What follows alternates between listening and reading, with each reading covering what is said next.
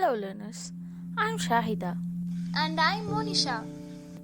and you're watching Learn Life with us.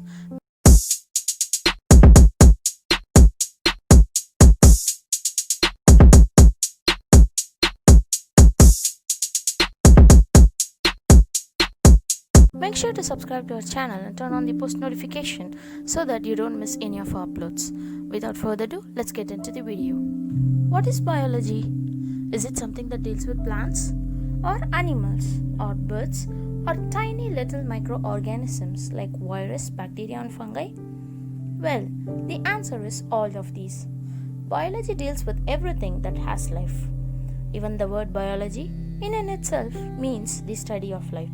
The word biology comes from the Greek word bios meaning life and logy meaning study. Hence, biology is the study of life. But let's take a step back. How do we identify life?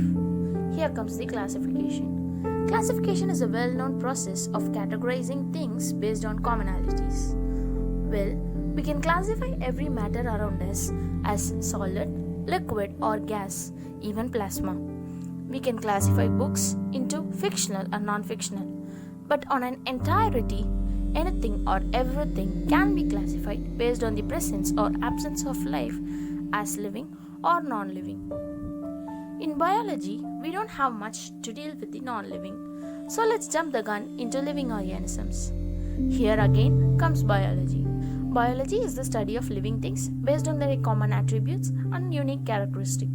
Firstly, how do we identify the living and differentiate them from the non-living? Here are the few characteristics of life which help us identify and differentiate the living from the non-living. Number 1. Growth.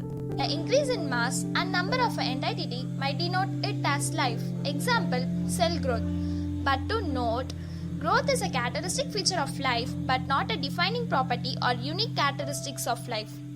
Continuous accumulation of sand under certain temperature and pressure will form rock, which is a growth in mass, but neither the sand nor the rock has life. So we can conclude that everything that grows may not have life. Number 2. Motility. The ability of an organism to move is called motility. Example, human beings walking. Motility is a characteristic feature of life but not a defining property or unique characteristic of life. Reasoning, plants are not mobile but still are living organism. Hence, living may or may not be motile. Number 3. Reproduction. Reproduction is a biological process by which new offsprings are produced. Reproduction is a characteristic feature of life but not a defining property or unique characteristic of life. Reasoning, asexual reproduction of organism and tearing of paper is similar. Hence, anything that is reproduced or anything that can be reproduced may or may not be living. Number 4. Metabolism. Metabolism is a process of breaking down of food materials and building up of energy, that is, catabolism plus anabolism. Metabolism is a characteristic feature of life and also a defining property or unique characteristic. For example, no non-living can build up energy. Hence, anything that undergoes metabolism is considered as living organism. Number 5. Consciousness. The state of being awake, aware and responsive to the external environment is called consciousness. Example, closing of Mimosa pudica on touch. Consciousness is a characteristic feature of life and also a defining property or unique characteristic. Reasoning, when you touch a human being or an animal or a plant, it has some sort of response which a statue will never have. Hence, anything that has consciousness is a living organism.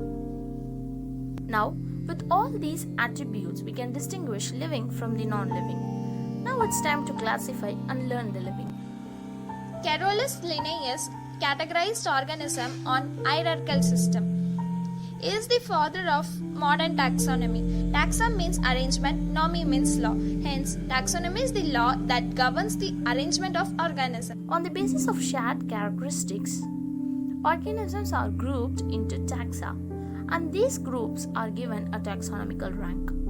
The principal ranks in modern use are life, domain, kingdom, phylum, class, order, family, genus, and species. That is it for the introduction of biology. In the future, we will be learning in detail about each and every taxon and possibly every organism in each taxon level in the upcoming videos.